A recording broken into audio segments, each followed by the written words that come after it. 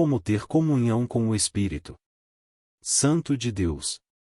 Depois que Deus fez o planeta Terra, o Sol, as estrelas e tudo mais à sua volta, Gênesis 1:27, fez também Deus o homem à sua imagem e semelhança, Gênesis 1:26,27, e o colocou em um lugar muito especial conhecido como Jardim do Éden, Gênesis 215. Enquanto o homem e a mulher habitaram no jardim do Éden, Deus manteve com eles um alto grau de comunhão, pois era rotineiro ao Pai encontrá-los ao final das tardes, Gênesis 3:8, e, muito provavelmente, conversarem. Eu imagino o Pai explicando a ambos sobre os perigos que enfrentariam e falando detalhes sobre a criação do mundo. O fato é que, após um tempo, o homem e a mulher erraram, Gênesis 3:24, e Deus precisou mandá-los embora do Jardim do Éden, Gênesis 3:23, e aquela comunhão entre o ser humano e o Senhor Deus cessou completamente. Mas Deus não desistiu da humanidade e passou a levantar homens e mulheres que se colocavam como intermediários entre ele e o seu povo. Esses homens eram conhecidos como profetas. Talvez essa tenha sido a única forma que o Senhor Deus encontrou para manter algum tipo de comunhão com o ser humano, ou talvez o Pai tenha utilizado desse recurso para preparar o povo para o que vinha pela frente. Muitos profetas avisaram que Deus iria enviar alguém para trazer de volta a comunhão entre o Senhor e o seu povo, e isso aconteceu através da vinda do seu Filho, Jesus. A humanidade estava longe de Deus por conta de seus inúmeros pecados. Éramos como estrangeiros em uma terra distante, sem aliança e sem esperança. Portanto, lembrem-se de que anteriormente vocês eram gentios por nascimento e chamados incircuncisão pelos que se chamam circuncisão, feita no corpo por mãos humanas, e que naquela época vocês estavam sem Cristo, separados da comunidade de Israel, sendo estrangeiros quanto às alianças da promessa, sem esperança e sem Deus no mundo. Efésios 2:11-12, NVI. Então Jesus veio para criar uma nova aliança, renovar a esperança e refazer a comunhão entre nós e o Pai. Mas agora, em Cristo Jesus, vocês, que antes estavam longe, foram aproximados mediante o sangue de Cristo. Pois Ele é a nossa paz, o qual de ambos fez e destruiu a barreira, o muro de inimizade, anulando em seu corpo a lei dos mandamentos expressa em ordenanças. O objetivo dele era criar em si mesmo, dos dois, um novo homem, fazendo a paz, e reconciliar com Deus os dois em um corpo, por meio da cruz, pela qual ele destruiu a inimizade. Efésios 2:13-16. O sacrifício de Jesus na cruz representa o resgate da amizade, a reaproximação, a retomada da comunhão entre Deus e você.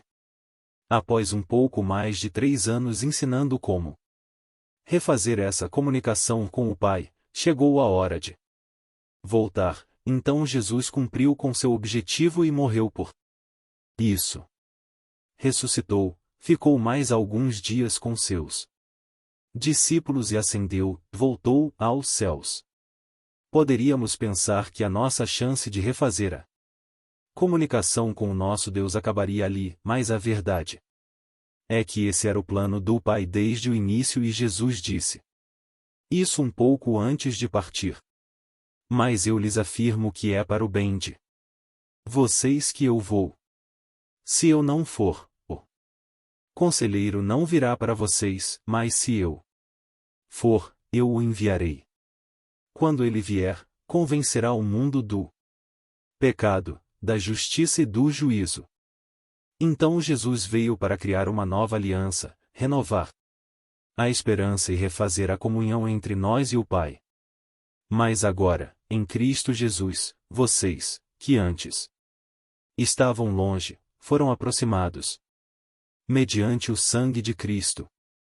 Pois Ele é a nossa paz, o qual de ambos fez e destruiu a barreira, o muro de inimizade, anulando em seu corpo a lei dos mandamentos expressa em ordenanças.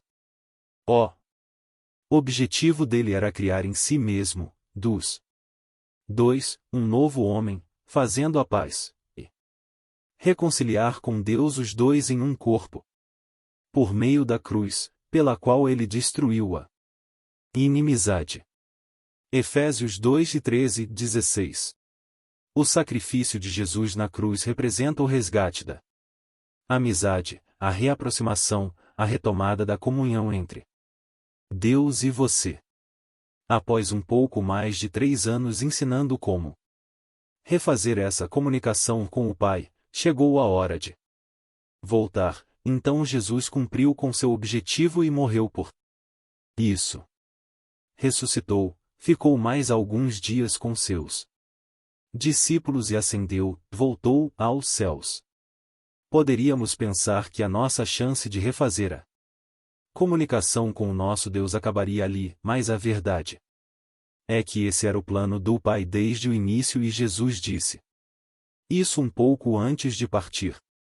Mas eu lhes afirmo que é para o bem de vocês que eu vou. Se eu não for, o conselheiro não virá para vocês, mas se eu for, eu o enviarei. Quando ele vier, convencerá o mundo do pecado, da justiça e do juízo. Do pecado, porque os homens não creem em mim, da justiça, porque vou para o Pai. E vocês não me verão mais, e do juízo, porque o príncipe deste mundo já está condenado.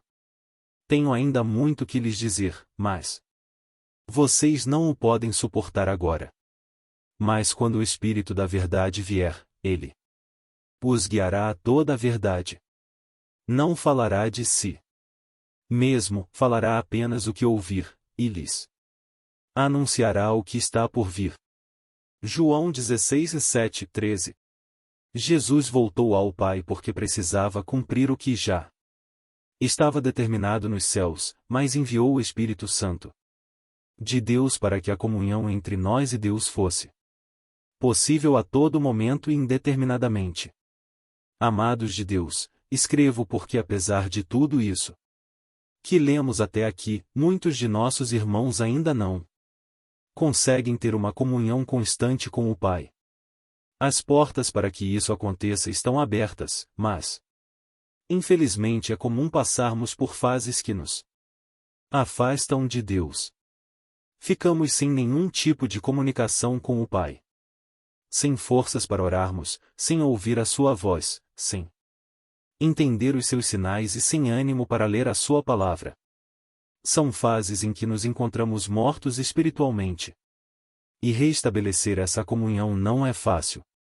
Às vezes, não conseguimos sozinhos e é mais demorado e sofrido do que pensamos, mas eu vim lhe dizer que é difícil, mas é possível.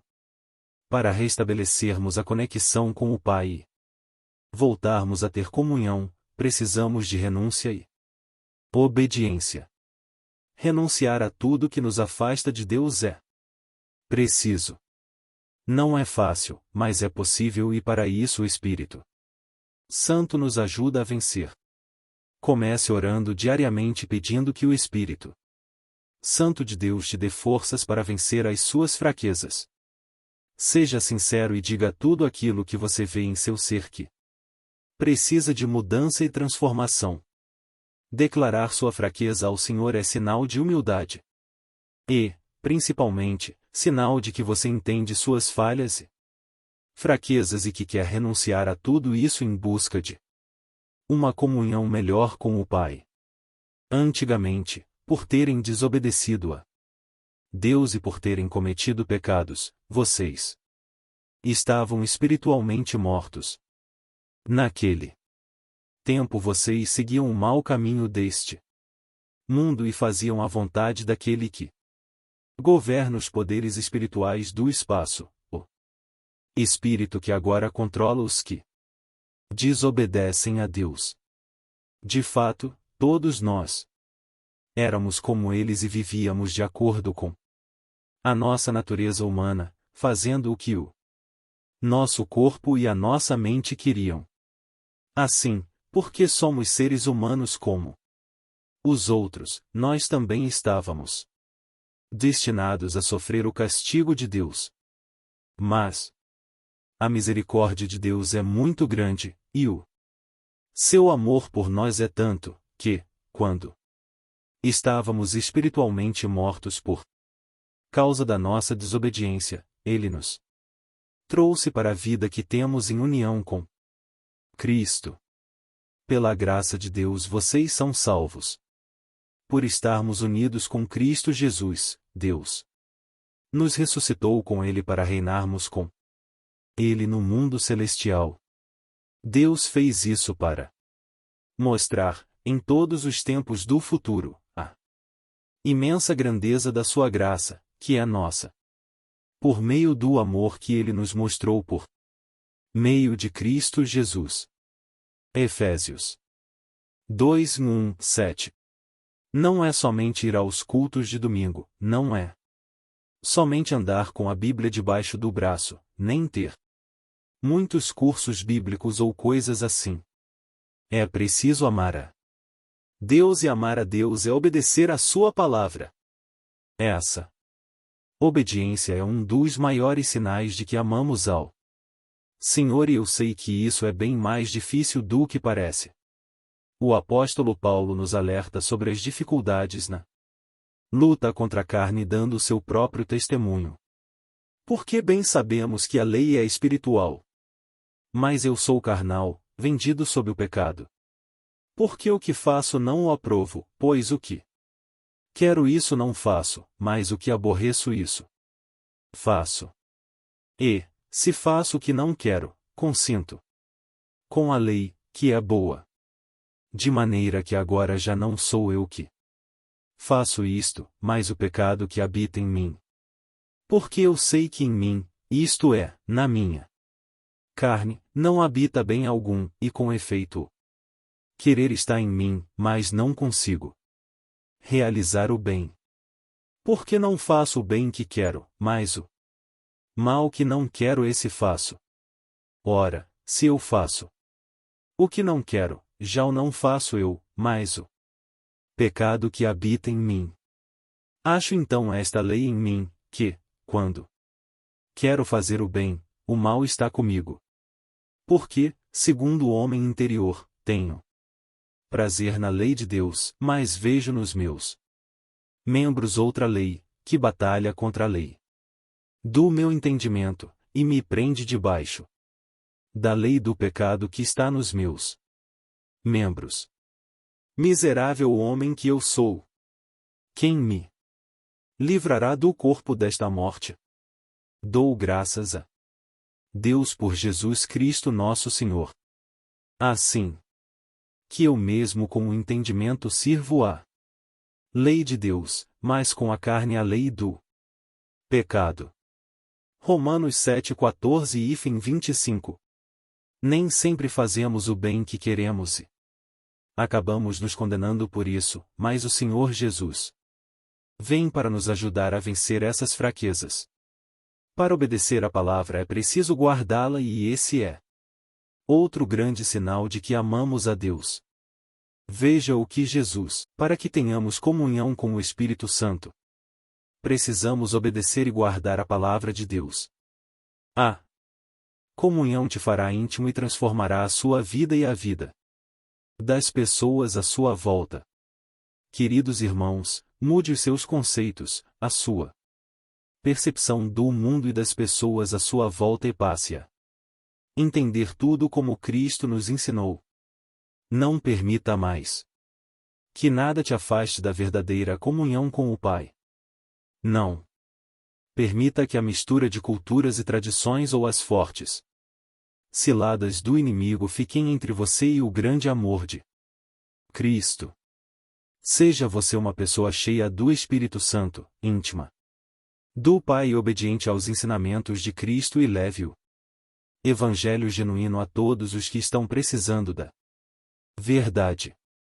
E, por favor, não pense que isso é impossível ou está distante de você alcançar, porque se Cristo vive em você. Embora seu corpo seja carne sujeito às fraquezas do pecado, mas o Espírito de Deus é a força que habita em você e te conduz a lugares inimagináveis. Romanos 8h11. Não vivemos por nós, afinal não somos merecedores. E a morte nos cerca diariamente, mas Cristo vive em nós e, através da sua dor somos sarados, curados e salvos. Busquemos todos os dias a renovação e a ampliação da comunhão com o Espírito Santo de Deus.